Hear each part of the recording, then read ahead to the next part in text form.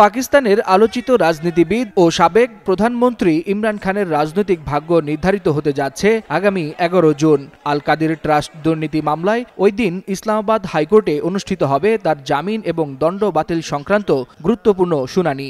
Islamophobia since 9/11 Pakistan Tehreek-e-Insaf বা PTI এর senior নেতা গওহর আলী খান দাবি করেছেন ১১ জুন জামিন পেতে পারেন ইমরান খান এবং তার স্ত্রী বুশরা বিবি। তিনি বলেন, ইমরান খানের জন্য ওই দিনটি এক গুরুত্বপূর্ণ দিন, তবে কি কারণে এই দিনটি বিশেষ সে বিষয়ে তিনি কোনো বিস্তারিত জানাননি।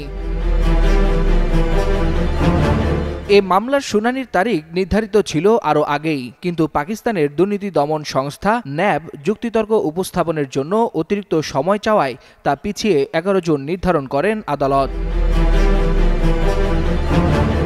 ইমরান খানের মুক্তি নিয়ে শুধু আদালত নয়, রাজনীতির মাঠেও চলছে তোলপাড়। পিটিআই বলছে, জামিন পেলেই আন্দোলনের হাল ধরবেন খোদ ইমরান খান।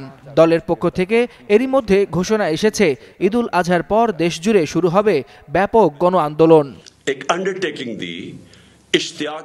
অনাস্থা ভোটে ক্ষমতাচ্যুত হওয়ার পর ইমরানের বিরুদ্ধে একের পর এক মামলা হয়, যার মধ্যে অন্যতম হল আল কাদির ট্রাস্ট দুর্নীতি মামলা। সরকারের অভিযোগ, এই ট্রাস্টের মাধ্যমে আত্মসাৎ করা হয়েছে কয়েকশো মিলিয়ন ডলার। তবে ইমরান খান বরাবরই এসব অভিযোগ অস্বীকার করে আসছেন। ওয়ালিউল হাসানাত, যুগান্তর নিউজ।